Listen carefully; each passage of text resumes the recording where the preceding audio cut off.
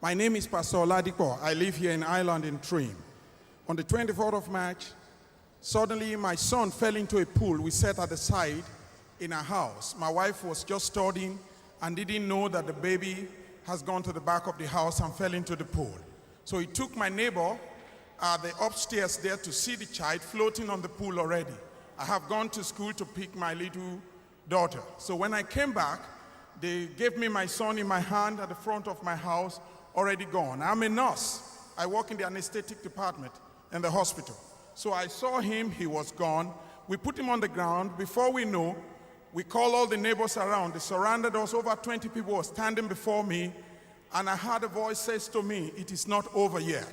So my wife came to me, and we started resuscitation immediately. It took 30 minutes. The boy did not respond.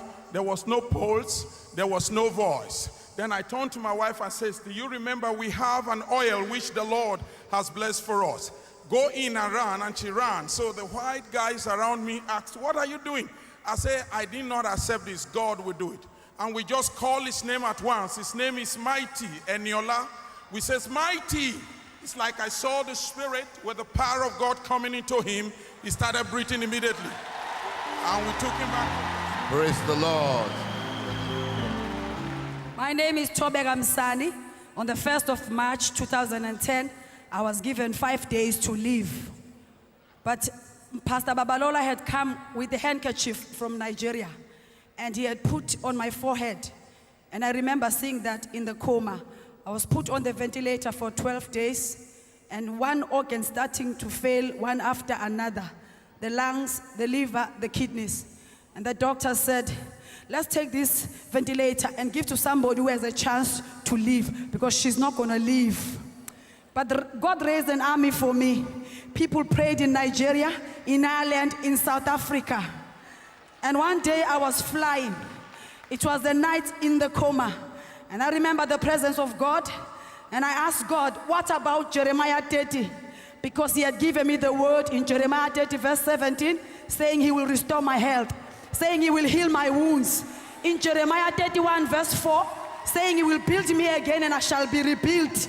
So I asked him the whole night, "What about Jeremiah 30?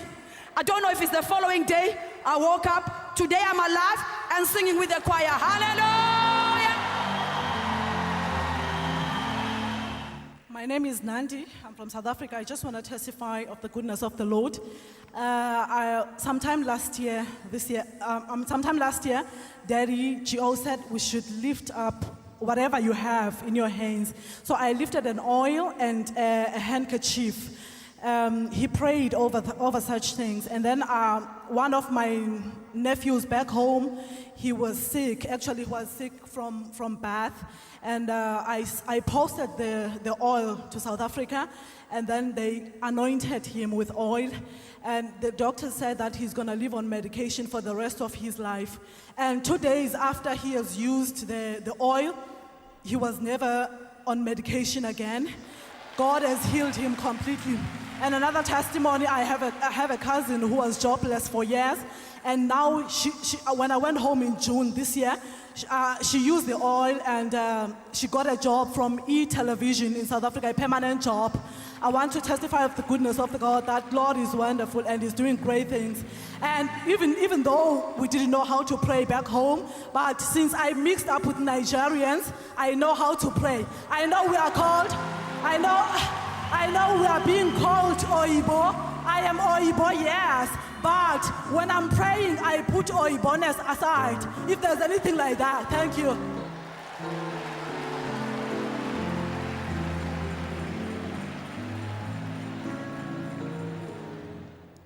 I'm just going to resume my testimony very quickly because it's too big anyway. I was one person who don't have any value by social eyes. And Jesus changed my cause. I was in the hell completely, like I do everything. I did everything bad you can think. I sell drug, I take loose drug, I was addictive drug. And Jesus just give me away. And one miracle is happening today. And when the pastor said, ask for 3 miracles, I did. And one of those, my husband, one day, very quickly, before I was married, my husband said to me, who you are? I say, I am Christian, bring me to the church. And I say to him, please bring me to the church. I need to pray for Jesus anyway. And he said to me, I'm not going to be married to you because you disobey your father because your father is Catholic. I say, no, in Brazil, you can choose whatever you want. I am Christian. And he said to me, you have to choose Jesus or marry me. I say to him, I'm going to choose Jesus. And then you're going to follow with me. Today, he renewed his life with Jesus. He's going to be baptized in August. My name is Yinka Cole. My son's name is Adetomiwa Cole, and my baby's name is Eyareoluwa Cole. For the past 13 years, I have been believing God for this. Though I always got pregnant, but to carry it to term is the problem. I have series of miscarriages. I have ectopic, and the right tube was removed, and I have stillbirths. But the Lord, in His infinite mercy, last year when I came to Holy Ghost service, the message came from our daddy, and I grabbed it that this is for me. To God be the glory. I conceived the following months. But there were challenges during the pregnancy. At the 6th month, I was bleeding heavily. I went to A&E. The doctor said I have to wait till the following morning to evacuate the baby. So, because the blood is too much. But in the morning, I have this on top of my clothes because I wave it instead of the handkerchief. I tie it around my belly and one around my neck, my head, because my head, I was having headache, even with the tablet given to me. But in the morning, the doctor, when they did the scan, they said the baby is okay, everything is okay, the water is all right.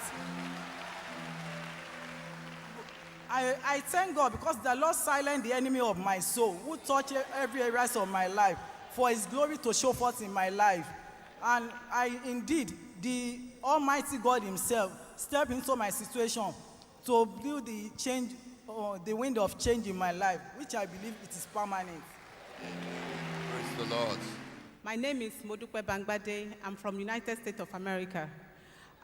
Daddy came to Maryland some time ago, and a lady was giving a testimony that after Daddy left, she ran to sat on the chair that he get up from. So after the service, about hundreds of us, we were trying to run and sat on that chair. But unfortunately, a guy just blocked me and said, "Where are you going to?" I said, "I'm going to sit on that chair." He said, "No, you are not going." So before I got to that area, it has been occupied. So I said, what am I going to do? I saw this podium, something like this, and I knew Daddy was on it, preaching on it. And I started rubbing my body on it. I said, I'm going to claim this miracle is mine. So last year, I conceived and I had my triplets, 2 boys and a girl.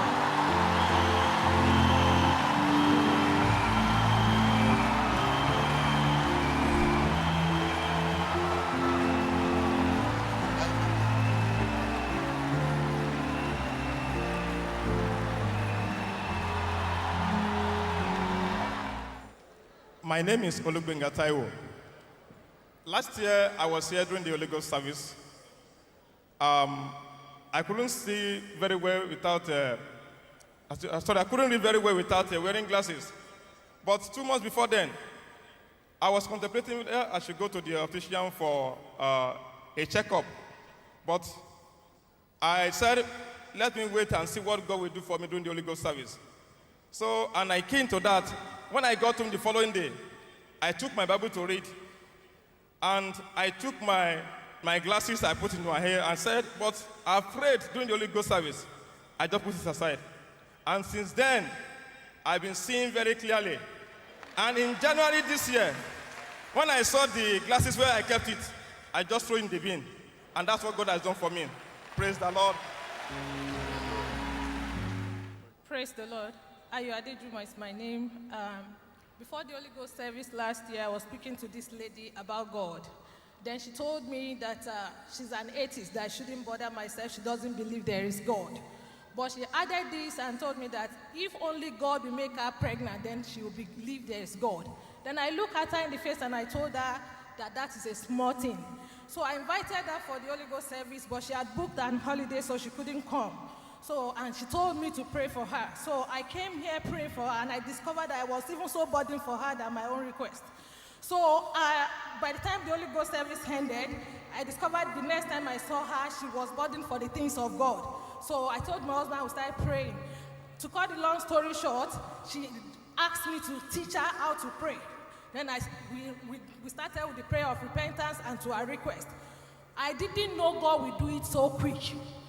Then she called me and she told me that you won't believe it, that she's pregnant. I stand here to testify to the glory of God that last month she had a baby boy, and not only that, she now prays, she now has a Bible of her own, and she now believes there is a God.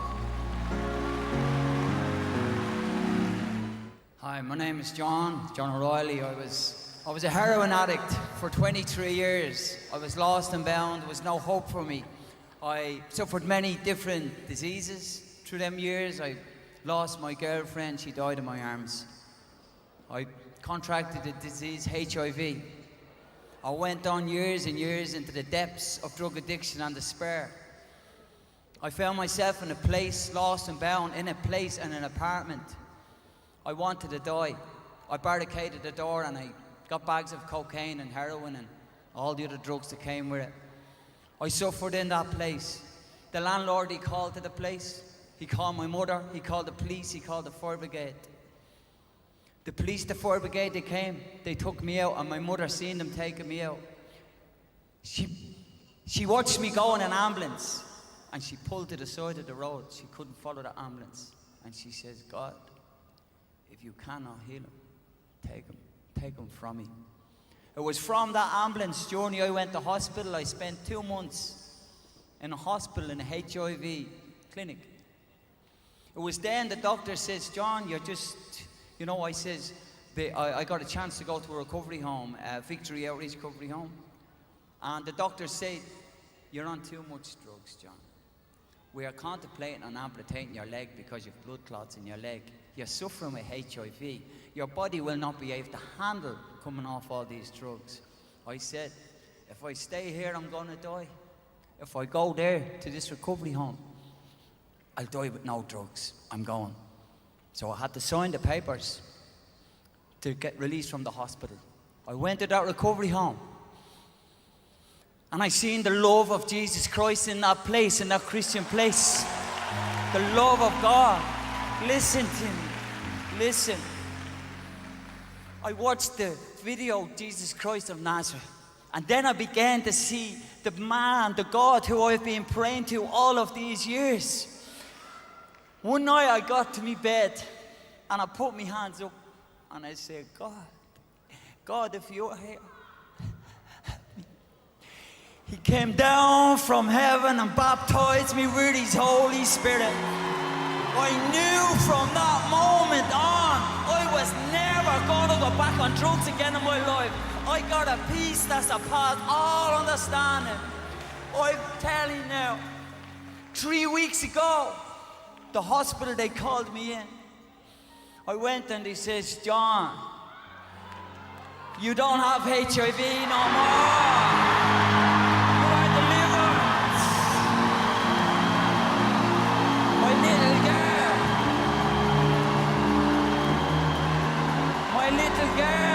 My little girl, she gave her life to Jesus 1 year ago, my little sweetheart. We heard about curses of addiction being broken. The curse of addiction is being broken in my family tree. Dealt with. And I thank God. God, I thank you for my salvation.